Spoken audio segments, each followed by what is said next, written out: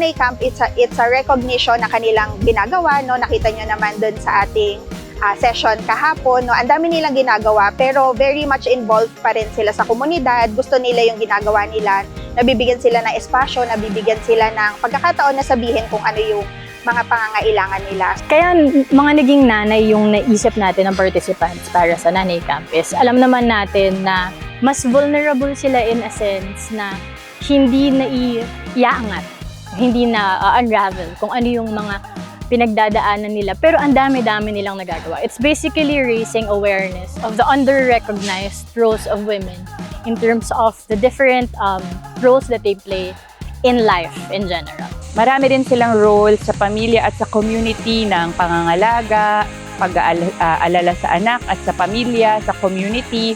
So the more equipped they are doon sa science, how to be prepared, how to take care and conserve the environment, mas kaya nilang gampanan yung roles nila at mas ligtas din sila. Mas ma-empower natin silang maging first responders and frontliners.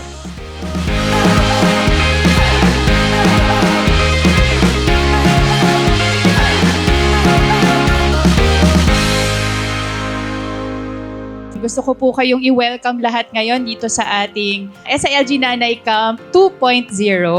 Ang pinakamahalaga po nating gustong magawa ngayong 2 araw ay maintindihan ano po ba yung kalagayan ng ating mga participants sa kanilang bahay, tahanan, community, at sa mas malawak na lipunan. So gusto po namin na lahat ay makapagkwento, makapagbahagi ng kanilang mga karanasan at kaalaman dahil gusto po namin matututo tayong lahat sa isa't isa.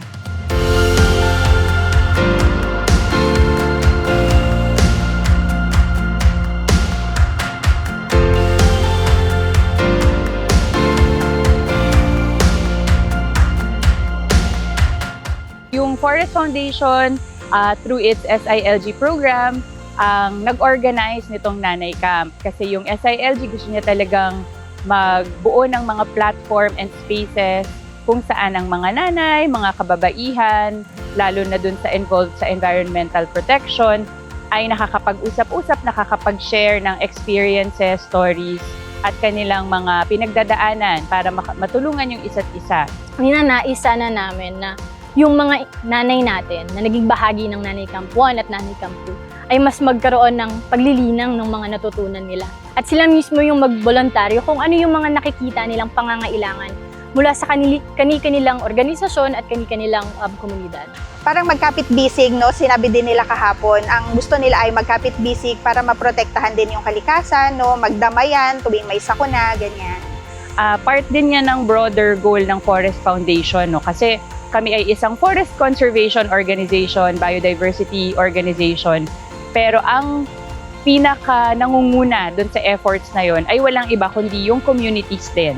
Hindi kami ang gagawa ng paraan, hindi kami yung mag-iisip ng mga solusyon, kundi yung mismong community members. Ang role ng Forest Foundation ay suportahan sila through financial resources, technical advice, paggawa ng ganitong mga pagkakataon, platforms for capacity building, information sharing, experience sharing, para mismong community members natin ang makapag-lead doon sa paraan ng pagprotekta sa kalikasan natin.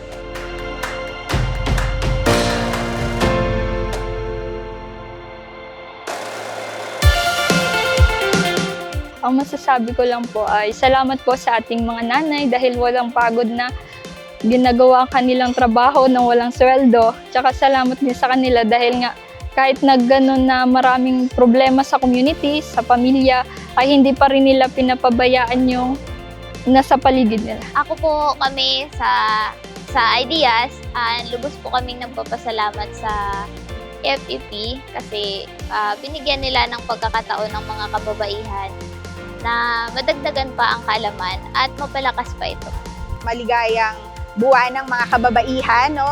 Ito ding Nanay Camp ay isang magandang pagdiriwang, no, ng ating mga nanay bilang babae, no? At ngayon nga ay March, no, pinagdiriwang natin yung buwan ng kababaihan. So maganda na ma-highlight din natin kung ano yung contribution nila, no, sa komunidad, no, sa mga samahan, sa pamilya nila at lalong-lalo na sa pagprotekta ng kalikasan.